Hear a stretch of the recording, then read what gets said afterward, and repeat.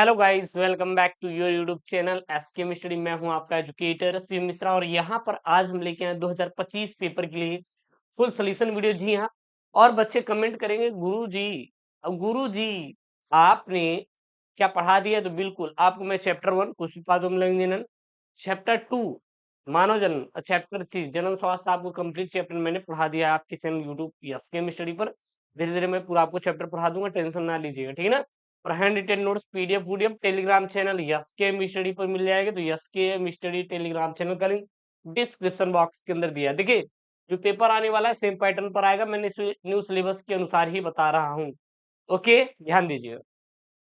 सबसे पहले इधर देखेंगे तो इधर आपको दिखाई देगा 348 जीक्यू। ये सर क्या है? ये आपका है सर पेपर कोड।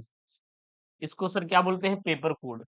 सर पूर्णांक आपका 70 नंबर का, पास मार्क का 70 में 23 नंबर चाहिए। पास होने के लिए आपको क्लास 12 बायोलॉजी में केवल केवल 23 नंबर की जरूरत पड़ेगी। ये आपका क्या सर? ये जीव विज्ञान है, यानी कि बायोलॉजी 2025 का जो पेपर है। और ये 3 घंटे 15 मिनट का टाइम दिया जाएगा। प्रारंभ के जो 15 मिनट रहेंगे आपको प्रश्न पत्र पढ़ने के लिए क्या रहेंगे? निर्धारित रहेंगे। लेकिन बहुत सारे बच्चे मैंने ऐसे भी देखा है कि जो कि फेल भी हो गए इस बार। पता है क्यों? क्योंकि उनके पास टाइम मैनेजमेंट नहीं था। क्या है कि गुरुजी हमें 3 घंटे 15 मिनट का टाइम तो मिला था, लेकिन हम टाइम को मैनेजमेंट नहीं कर पाए, जिसकी वजह से गुरुजी हम फेल हो गए। तो ये सारी बातें होती है। तो आप लोग टाइम मैनेजमेंट का बहुत ही जरूर ध्यान दें और अच्छे से, तभी आपका अच्छा वहां पे हो पाएगा, नहीं तो फिर मामला दिक्कत हो जाएगा सर। ठीक है ना। आवश्यकता अनुसार अपने उत्तरों की जो पुष्टि है नामांकित रेखा चित्रों को बनाकर करना है। आपको रेखा चित्र बनाना है, फिगर बनाना है, उसके बाद ही अपने उत्तर क्या करना है? पुष्टि करनी है। प्रत्येक जो प्रश्न के निर्धारित अंक हैं उसके सम्मुख यहाँ पे अंकित है, यानी कि बोले तो दिया गया है। ठीक है। सबसे बात करें पहले तो आपका क्या सर? बहुविकल्पी प्रश्न आएगा। क्या आएगा सर? आपका बहुविकल्पी प्रश्न आएगा। मैं आपको पूरे यूपी बोर्ड में दावे के साथ मैं ये चीज देता हूं कि मैं आपको पेपर प्रोवाइड करूंगा। सच बता रहे करेजा, एकदम चपुआ वाला पेपर है ये सब, और आपके एग्जाम में आएगा तो आएगा। ठीक है ना, टेंशन न लेना। और 2024 के जो सारे पेपर का सोल्यूशन भी आपको मैं दे दूंगा। सबसे पहले देखिए, सही विकल्प चुनकर अपने उत्तर पुस्तिका में लिखिए। पहला यहाँ पे, आवृत्ति बीजी पौधों में भ्रूणपोष होता है। तो जो आवृत्ति बीजी पौधों में भ्रूणपोष होता है, यह हमेशा और हमेशा क्या होता है? त्रिगुणित होता है सर। कैसा होता है भ्रूणपोष? त्रिगुणित होता है। ठीक है। अगला है यहाँ पे सर, देखिएगा यहाँ पे देखिए, मंगोली जड़ता। मंगोली जड़ता को क्या बोलते हैं? डाउन सिंड्रोम रोग भी कहते हैं। डाउन सिंड्रोम रोग भी कहा जाता है। मंगोली जड़ता रोग किसके द्वारा होता है? तो जो 21वीं जोड़ी गुणसूत्र अलिंग सूत्रों की एकाधी सूत्रता के कारण। यहाँ पे देखिएगा, यहाँ एकल सूत्रता है, यहाँ पे एकाधी सूत्रता है। एकल सूत्रता, एकाधी सूत्रता मतलब कि आपका क्या है? इसमें जो 21वीं जोड़ी होती है, 21वीं जोड़ी होती है, उसमें एक गुणसूत्र एक्स की क्या हो जाती है सर? वृद्धि हो जाती है। देखिएगा यहाँ पे एक चीज लिखा है अलिंग। सर हमारे दो प्रकार के गुणसूत्र होते हैं। जो गुणसूत्र होते हैं वो कितने प्रकार के? दो प्रकार के। एक लिंग होता है, एक अलिंग होता है। अब सर इसमें दोनों में अंतर क्या है? लिंग मतलब एक्स और वाई, और अलिंग मतलब एक्स एक्स, यानी कि इसको देही बोलते हैं। जो देह का क्या करता है? आपका निर्माण करता है। उसके बाद देखिए अगला यहाँ पे है, डेंगू हड्डी तोड़ बुखार का वाहक होता है। जो मादा एडीज मच्छर होती है, क्या कौन सी? मादा एडीज मच्छर होती है, वो किसका वाहक होती है सर जी? वो डेंगू हड्डी तोड़ बुखार का वाहक होती है। अनुवांशिकतः रूपांतरित पौधा होता है, बीटी कपास भी होता है, बीटी मक्का भी होता है, गोल्डन राइस भी होता है। यानी कि इनमें से आपका सभी ऑप्शन सही हो जाएगा। अब मैं आपको बता दूं, ये अनुवांशिकतः रूपांतरित पौधे होते क्या है? वे पौधे जिनमें हम लोग अनुवांशिक तरीकों से उसमें जनक यानी कि रोगों से लड़ने की क्षमता की वृद्धि करते हैं, उसे अनुवांशिकतः रूपांतरित पौधे।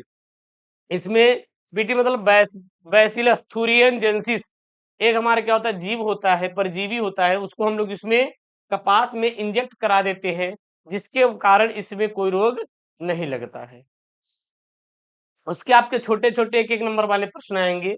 है क्या यहाँ पे? अनिषेक फलन क्या है समझाइए। सर अनिषेक फलन होता क्या है, किसे कहते हैं?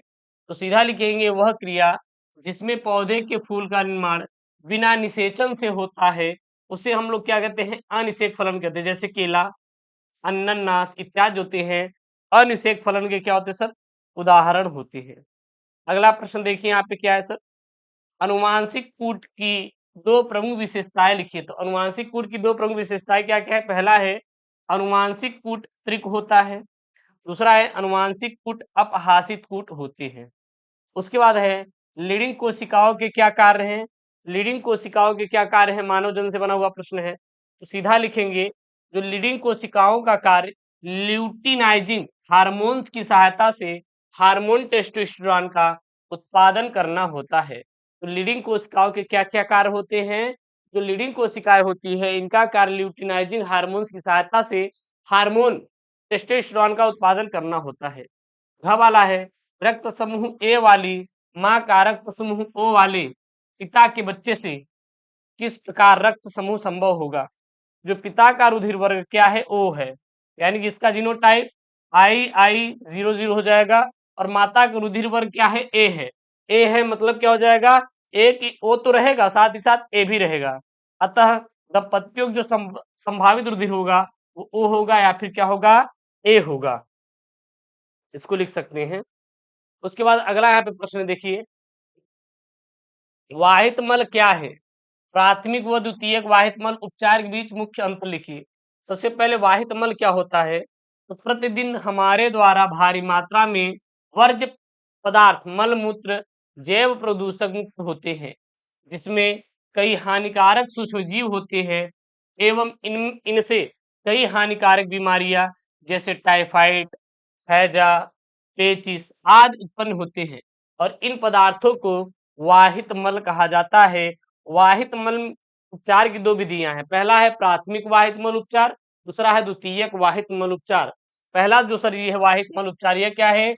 यह भौतिक व यांत्रिक विधि है और तैरने वाली हल्की अशुद्धियां, मिट्टी, कंकड़, अघुली ठोस पदार्थ जो होते हैं प्राथमिक वाहित मल उपचार में आते हैं। द्वितीयक में जैसे जैविक अपघटन और कार्बनिक पदार्थ होता है किसमें? हमारा द्वितीयक वाहित मल उपचार में। क्लियर है? बिल्कुल सर क्लियर है। उसके बाद तीसरा यहाँ पे नियम है। नियम क्या है? मिंडल के पृथक्करण के नियमों को समझाइए। अब मिंडल के पृथक्करण का नियम होता क्या है?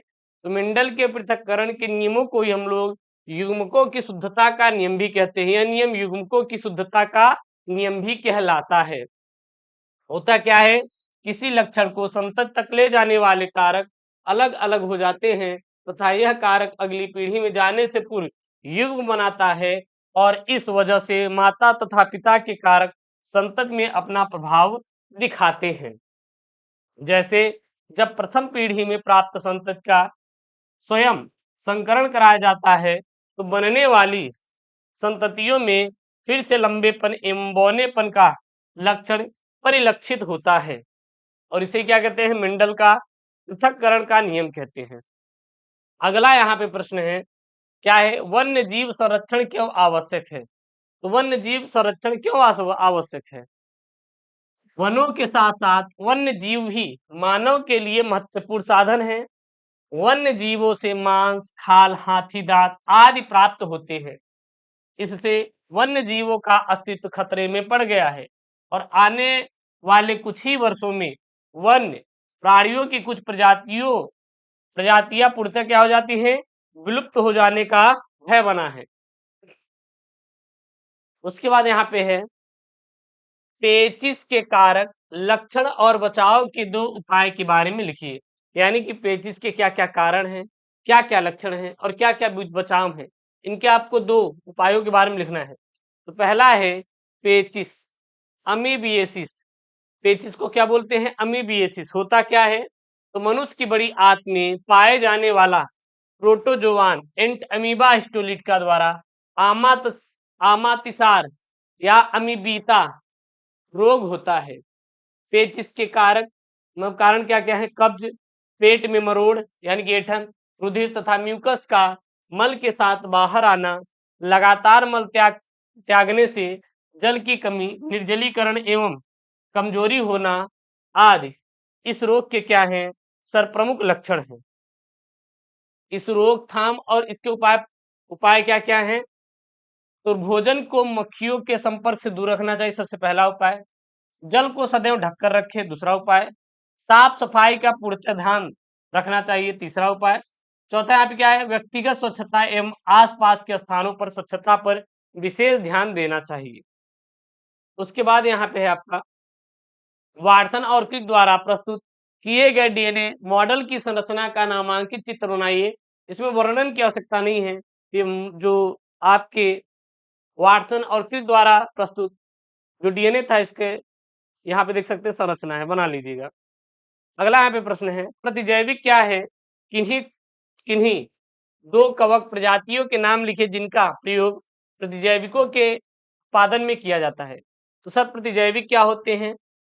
प्रतिजैविक वे रासायनिक पदार्थ होते हैं जिनका उपयोग रोगाणुओं की वृद्धि को रोकने के लिए किया जाता है। ठीक है, जैसे रेमा रेमारसिन को न्यूका रेमोनियस नामक कवक से और पेनिसिलिन को पेनिसिलिनियम नोटेटम कवक से हम लोग क्या करते हैं? प्राप्त करते हैं। उसके बाद यहाँ पे आप देख सकते हैं लघु उत्तरीय प्रश्न। लघु उत्तरीय प्रश्न में चौथा का क है, यहाँ पे है क्या सर? आवृतबीजी पौधे के द्विनिषेचन की क्रियाविधि का आप लोग वर्णन कीजिए। उत्तर में क्या लिखेंगे? जब निषेचन की क्रिया में नर युग्मक का अंडकोश से मिलन होकर द्विगुणित युग्मनज बनता है तथा द्विगुणित केंद्रक का नर युग्मक से संलयन होता है, यह जो क्रिया होती है क्या कहलाती है सर? द्विनिषेचन कहलाती है। क्या कहते हैं? द्विनिषेचन कहते हैं। अगला यहाँ पे प्रश्न है सर, प्रश्न है क्या? प्रश्न यहाँ पे है अनिषेक जनन को परिभाषित कीजिए और मधुमक्खियों में लिंग निर्धारण की क्रिया विधि का वर्णन कीजिए। क्या करना है? क्रिया विधि का यहाँ पे आपको वर्णन भी करना है। ठीक है, चलिए आगे देखिए। यहाँ पे अनिषेक जनन होता क्या है? तो इस प्रक्रिया में बिना निषेचन के मादा अंडे से भ्रूण का विकास होता है और इससे बने अधिकतर अंडे क्या होते हैं? हमारे अगुणित होते हैं।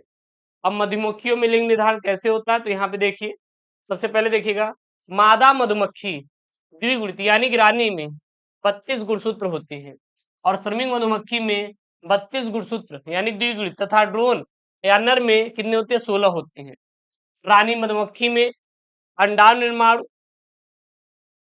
और सूत्री विभाजन द्वारा होता है, जबकि नर या ड्रोन में शुक्राणु निर्माण समसूत्री विभाजन द्वारा होता है। नर का विकास अगुणित अंडाणुओं से अनिषेक जनन द्वारा होता है और अनिषेचित अंड से हुआ जीव का विकास क्या कहलाता है? अनिषेक जनन कहलाता है।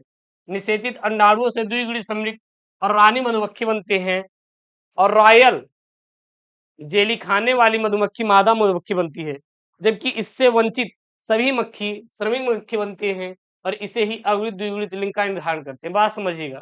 देखिए कुल मिला के एक यहाँ पे कौन है भैया? ड्रोन है गया और एक क्या हो गया? रानी मक्खी। देखिए एक रानी है, रानी मक्खी है, मधुमक्खी है, अरे चलिए मक्खी लिख लीजिए, मधुमक्खी है। एक क्या है? ड्रोन है, यानी कि बोले तो नर है। इसमें 32 गुणसूत्र और इसमें 16 गुणसूत्र। इसमें अर्धसूत्री विभाजन होगा तो 16-16 में बटेगा, इसमें समसूत्री होगा तो 16 ही बटेगा। जब ये 16 बन मिलता है तो क्या बनाता है? मादा बनाता है। क्या बनाएगा? मादा, यानी कि बोले तो रानी।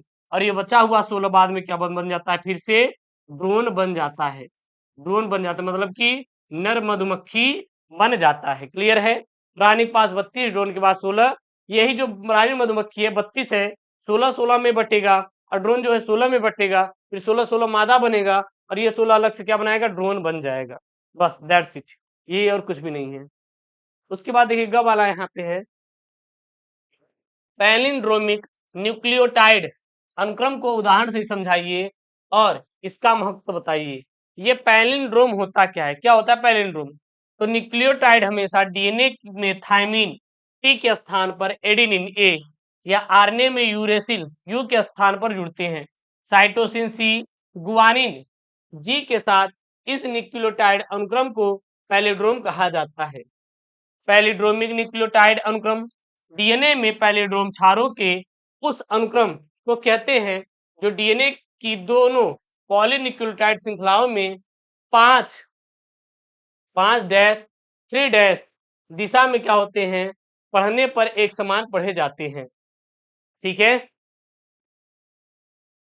उदाहरण के लिए डीएनए अनुक्रम जैसे guanine, adenine, adenine, thymine, thymine, cytosine, ये पैलिड्रोमिक है क्योंकि इसका न्यूक्लियोटाइड बायोन्यूक्लियोटाइड पूरक है, और cytosine, thymine, thymine, adenine, adenine, guanine और पूरक में न्यूक्लियोटाइड के क्रम में उलटने से मूल अनुक्रम मिलता है।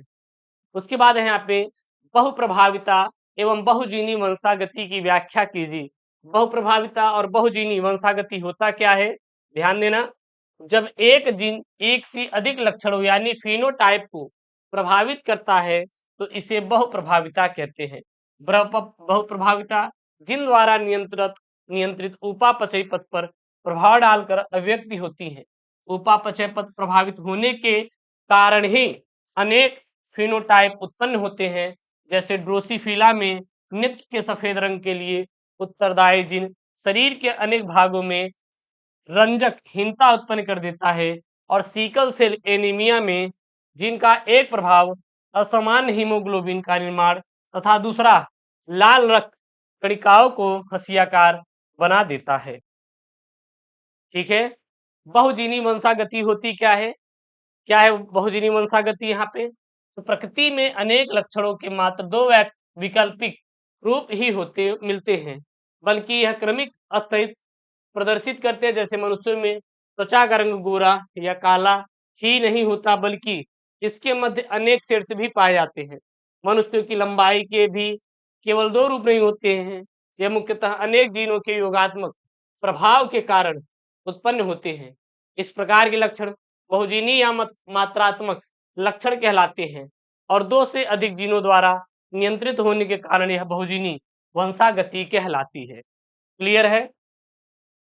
उसके बाद पेपर में यहाँ पे है त्रिसंलयन क्या होता है, 5वां का है त्रिसंलयन क्या है, तो पराग नलिका में जनन कोश का विभाजन होकर 2 नर युग्मक बनाती है। पराग नलिका नर युग्मकों को भ्रूण कोश में पहुंचाती है, और भ्रूण कोश में एक नर युग्मक अंड कोशिका से मिलकर युग्मनज बनाता है। इसे सत्य निषेचन या संयुग्मन कहते हैं।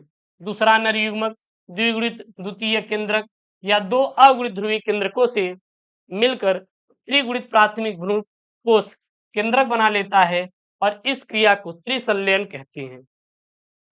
उसके बाद है यहाँ पे एस्केरिसिटा क्या है, इसके बचाव व उपचार के उल्लेख कीजिए। ये एस्केरिसिटा क्या होता है और इसके क्या बचाव और उपचार हैं। सबसे पहले एस्केरिसिटा होता क्या है, एस्केरिसिटा को हम लोग एस्केरिएसिस भी कहते हैं। आंतों का यह रोग एस्केरिस लुम्बिक्राइटिस नामक निमेटोड द्वारा होता है। यह रोग छोटे बच्चों में अधिक पाया जाता है। इसका संक्रमण कैसे होता है, एस्केरियासिस के अंडे रोगी के आंत में उपस्थित होते हैं तथा मल के साथ ये बाहर आ जाते हैं।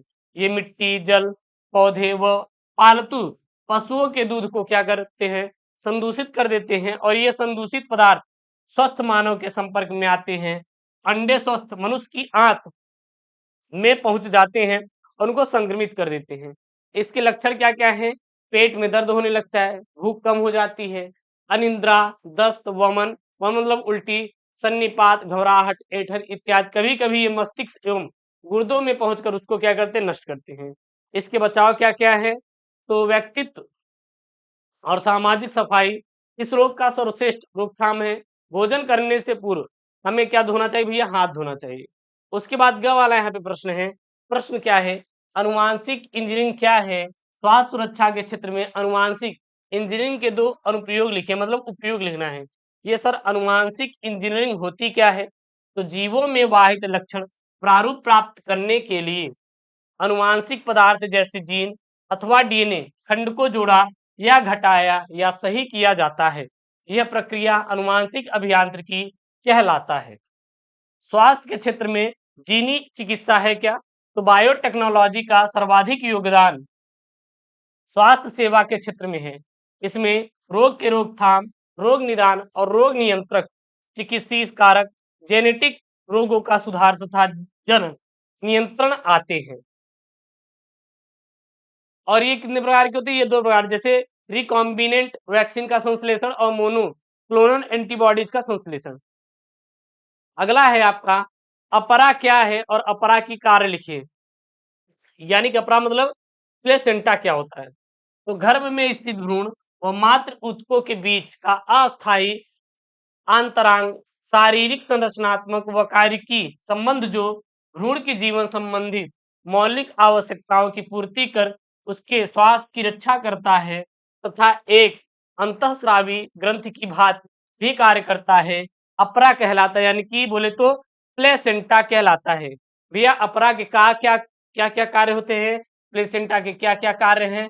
अपरा विकसित होते भ्रूण को पोषण तथा ऑक्सीजन प्रदान करता है, सबसे पहला कार्य। दूसरा, अपरा उत्सर्जन में भी सहायक है और इसी के द्वारा उत्सर्जित पदार्थ रुधिर के मतलब पदार्थ भ्रूण के रुधिर से विकसित द्वारा माता के रुधिर में चले जाते हैं। उसके बाद यहाँ पे छठा ब्रीसर तथा अंडाशय के मुख्य कार्यों का उल्लेख कीजिए। क्या क्या है प्रमुख कार्य? तो ब्रीसर का सबसे पहला कार्य क्या है? ब्रीसर पुरुषों के प्राथमिक जनन अंग है, अतः इसका प्रमुख कार्य नर युग्मक शुक्राणु का उत्पादन करना होता है। दूसरा, वृषण की अंतराली कोशिकाएं अंतःस्रावी ग्रंथि की भांति कार्य कर नरलिंग हार्मोन्स टेस्टोस्टेरोन का श्रावण करती हैं और यह हार्मोन्स बालकों में द्वितीयक लैंगिक लक्षणों के विकास तथा शुक्राणु निर्माण में क्या करता है? सहायक होता है। अंडाशय के क्या क्या कार्य हैं? अंडाशय स्त्रियों का प्राथमिक जनन अंग है, अतः इसका कार्य मादा युग्मक अंडाणु का निर्माण करना है। दूसरा, अंडाशय एक अंतःस्रावी ग्रंथि का भी कार्य करता है। इससे स्रावित एस्ट्रोजन तथा प्रोजेस्टेरोन हार्मोन्स बालिकाओं में द्वितीयक लैंगिक लक्षणों के विकास हेतु उत्तरदायी होते हैं और प्रोजेस्टेरोन सगर्भता बनाए रखने में क्या होते हैं? सहायक होते हैं। इसका रिलैक्सिन हार्मोन्स प्रसव में क्या होता है भैया? बहुत ही हेल्प करता है। उसके बाद अगला है यहाँ पे कि जिन उत्परिवर्तन क्या है और इस पर टिप्पणी लिखिए, मतलब कि जिन म्यूटेशन होता क्या है? तो जिन संरचना में किसी भी प्रकार का बदलाव जिन उत्परिवर्तन कहलाता है। यह बदलाव उसमें कोडित रूप में पाए जाने वाली सूचनाओं को भी बदल देता है। प्रायः यह क्षारकों में हुए उलटफेर में क्या होता है? उत्पन्न होते हैं और वह निम्न प्रकार के हो सकते हैं। कौन कौन से? पहला होता है प्रतिस्थापन। क्या होता है? पहला प्रतिस्थापन होता है और दूसरा होता है विलोपन। ये प्रतिस्थापन क्या है? इसमें डीएनए अणु के एक या एक से अधिक क्षारक युग्मकों का अन्य क्षारक युग्मकों के प्रतिस्थापन हो जाते हैं और इन्हें क्षार युग्म प्रतिस्थापन भी कहते हैं। सिकल सेल एनीमिया इस प्रकार के उत्परिवर्तन से उत्पन्न होता है। दूसरा विलोपन, एक न्यूक्लियोटाइड श्रृंखला में एक या कुछ क्षारकों की हानि विलोपन कहलाती है और इसमें पूरा रीडिंग फ्रेम बदल जाता है और इसमें फ्रेम शिफ्ट म्यूटेशन भी हम लोग कहते हैं। तीसरा है निवेशन। निवेशन क्या होता है? एक न्यूक्लियोटाइड श्रृंखला में एक या एक से अधिक क्षारक का जुड़ना निवेशन कहलाता है और इसको भी फ्रेम शिफ्ट म्यूटेशन कहते हैं क्योंकि इसमें भी रीडिंग फ्रेम क्या हो जाता है सर? बदल जाता है। उसके बाद है यहाँ पे अनुमानसिक कूट पर निबंध लिखिए। भैया अनुमानसिक कूट होता क्या है, किसे कहते हैं? तो ये आप अगर याद है तो लिख लीजिएगा, नहीं तो यहाँ पे आप इसको देख सकते हैं। इसको आप खुद से करेंगे तो ज्यादा बेहतर समझ आएगा। उसके बाद उत्परिवर्तन है, बोले तो म्यूटेशन, ये भी आप देख लेंगे, ठीक है ना? इसको टिक लगा लीजिए, इसको तो कर ले लेंगे। फिर यहाँ पे विस्तृत उत्तरीय प्रश्न आएगा जो कि एक अच्छा प्रश्न रहेगा। क्या रहेगा? पारितंत्र या पारिस्थितिक तंत्र क्या होता है? पारितंत्र से आप क्या समझते हैं, किसे कहते हैं पारिस्थितिक तंत्र? तो ये भी आप लोग कर लेंगे और यहाँ पे एक अपने पेपर में फिगर जरूर से जरूर ड्रा करेंगे कि पारितंत्र का किस प्रकार से आप परिभाषा देना है, कैसे आपको उसका फिगर ड्रा करना है, ये चीज जरूर करना है। बाकी तो मैं करवाता ही रहूंगा, आप टेंशन मत लीजिएगा। तो ये रहा आपका आज जीव विज्ञान कक्षा 12वीं का पेपर का फुल सोल्यूशन 2025 के लिए। इसी प्रकार जितने भी आपके physics, chemistry, biology, Hindi, English है, मैं सब कुछ प्रोवाइड कर दूंगा, टेंशन मत लीजिएगा। और जो 2024 का है उसका भी मैं लाइव आके करवाऊंगा सॉल्व, और आप लोग बिल्कुल क्लास में जुड़िएगा। और चैनल को सब्सक्राइब नहीं किया तो चैनल को सब्सक्राइब करिएगा, अपने दोस्तों के साथ वीडियोस को जरूर जरूर शेयर करिएगा। मिलता है नेक्स्ट वीडियो में। दोस्तों thank you, Jai Hind, take care, bye bye.